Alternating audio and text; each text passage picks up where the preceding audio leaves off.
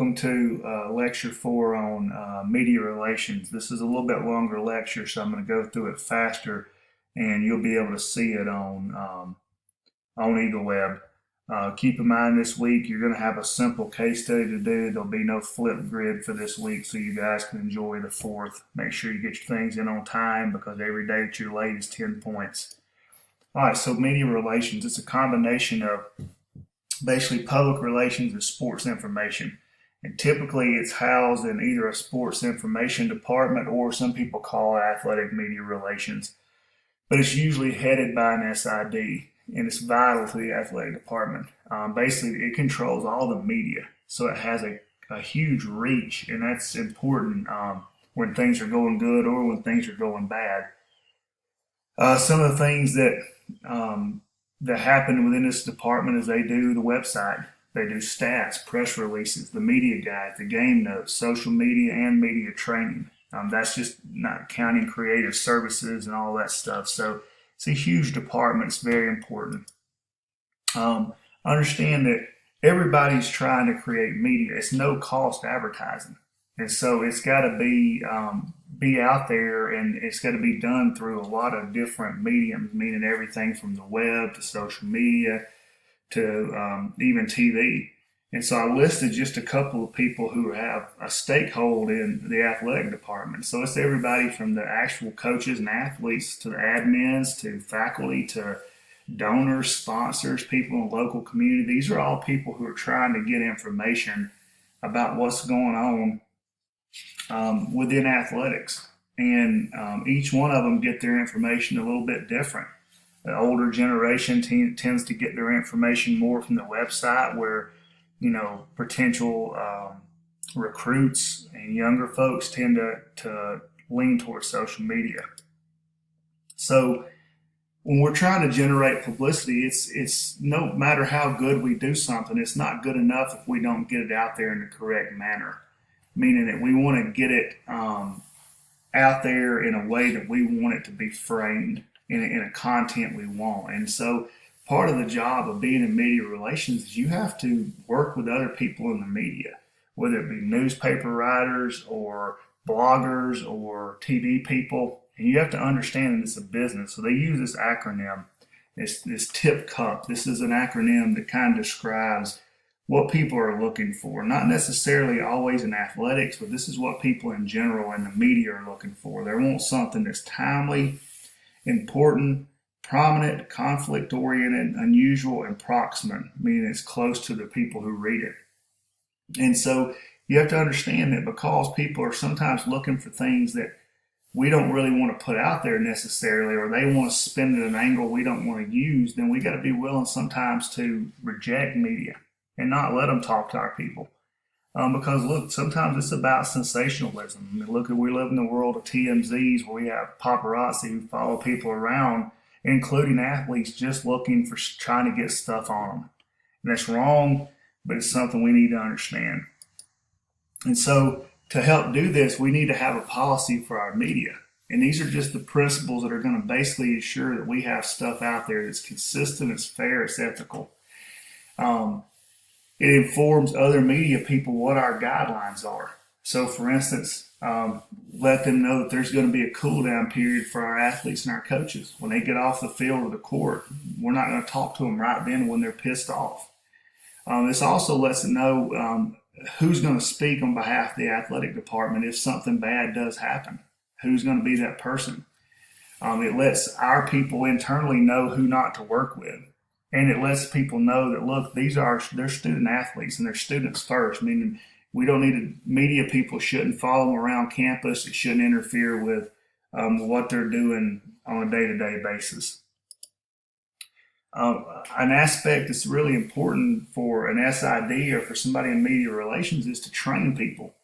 And understand at a big university, that's one of the first things that happens is athletes and coaches get trained on how to interact with the media.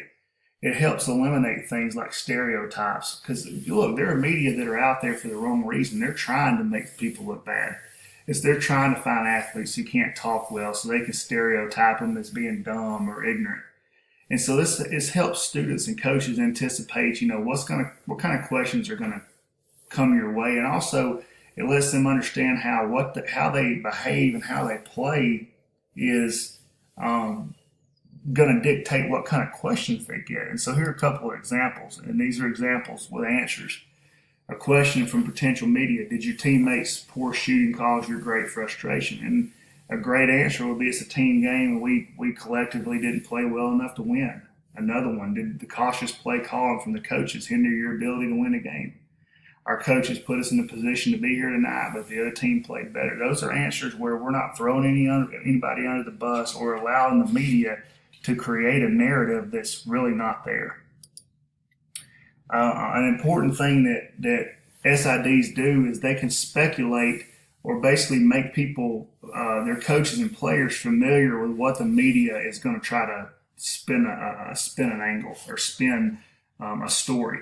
And so what they can do is, if they know there's an issue coming, then they can get behind closed door and they can come up with ideas for to be prepared for what's going to happen. So let's say that that the eligibility of a star player is up in the air. Well, you've got to anticipate things like, okay, well, what happens if he ends up being ineligible? Well, if he's ineligible, he might get questions, like, have academics been a continuous issue? Will you consider transfer, and how disappointed are you? If he ends up being eligible, it might be, how were you able to improve your grades? What role did your teammates play? Do you think you'll have academic problems in the future? So we're trying to have an idea of what kind of questions we're going to get right off the bat. Now, a second big part, or a third big part of what we have to deal with, is crisis management.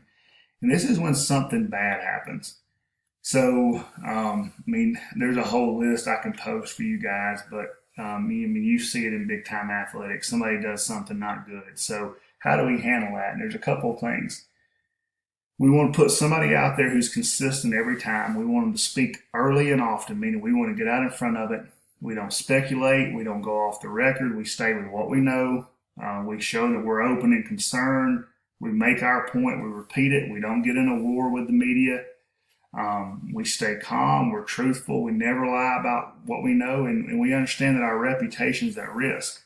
And sometimes that may mean that we don't answer things because we don't know. But that's a key to understanding this position. Social media is becoming more and more prevalent. Understand that we're constantly, as an athletic department and as athletes, under constant surveillance. So we have to have a social media policy, meaning that we have to implement that. We have to register our social media accounts so people know what's officially from us. And we have to have somebody who's going to manage and monitor the social media of not only our athletic department, but also of our athletes. We want to use social media for good and understand it's a key marketing tool. It can make a lot of money. And so we have to understand what's the do's and don'ts of it.